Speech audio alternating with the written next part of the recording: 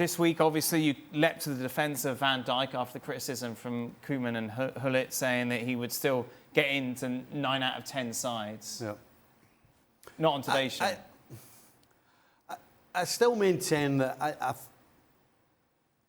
after what was said during the week, then clearly Van Basten and Hullet are probably sitting in the house going, told you so. But at the end of the day, when you're playing in a side that is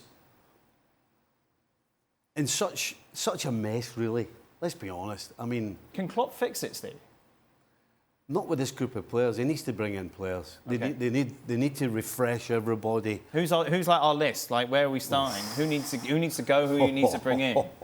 Well, listen. Clearly, the midfield is second to almost everybody they play against. Right. Let's be honest.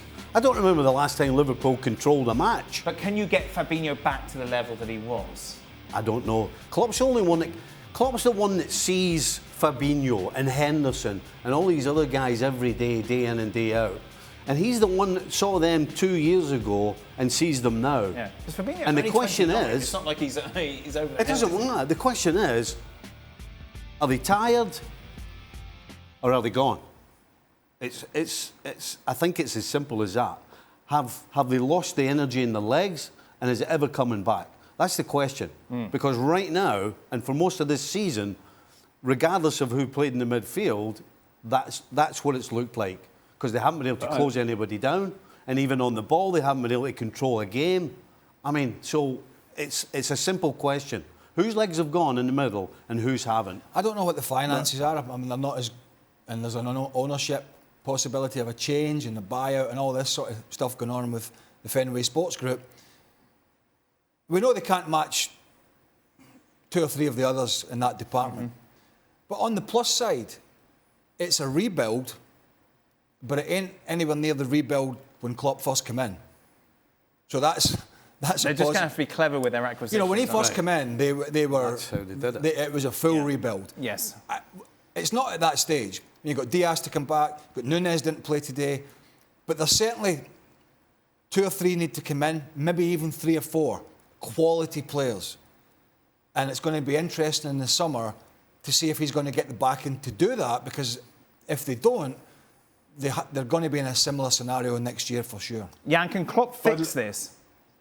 Yeah, I was just thinking when Stevie and Craig talking about that now, because Klopp, what he did when he rebuilt it and when he took on players, I mean, he took on a player from Scotland. What was that, 5th level in Scotland? He took Matip from Germany that we thought, I thought as well, I was looking at a lot of German football. Will he make it? Of course he did. Fabinho turned into a very good player at Liverpool. All the players Klopp did at that time, he developed into great players. It was not like he bought finished articles. He took them on and he developed them. I mean, will Klopp have the energy? Will he have the hunger?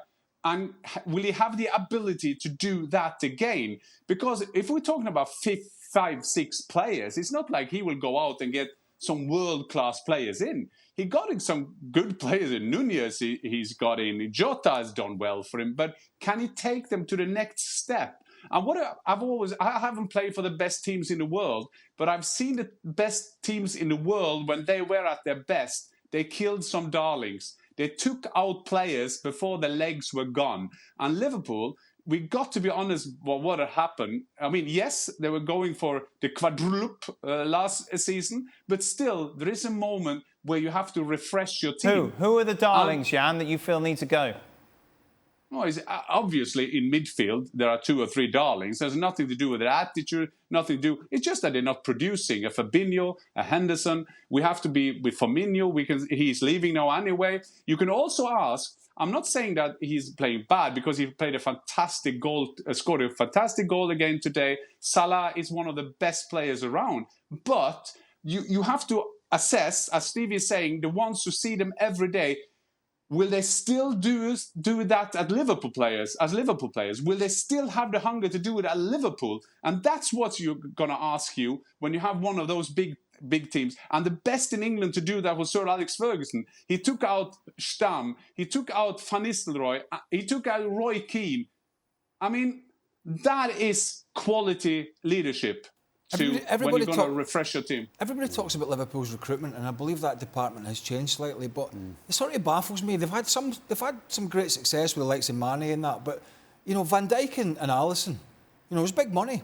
I mean, if the recruitment was that good, they'd have taken Van Dijk from Celtic. Right. But they didn't. They waited till he went to Southampton, see if he could play in the Premier League because it's Scottish football, and then they paid huge bucks for him. So, you know, they have to, and they don't have that depth of finances, it seems. So they're going to have to be clever. They're going to have to be cute with who they bring in.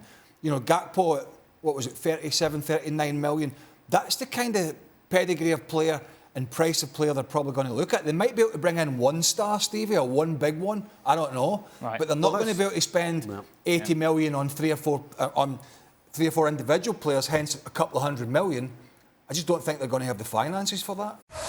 Thanks so much for watching ESPN on YouTube. And for more sports highlights and analysis, be sure to download the ESPN app. And for premium content and live streaming, subscribe to ESPN Plus.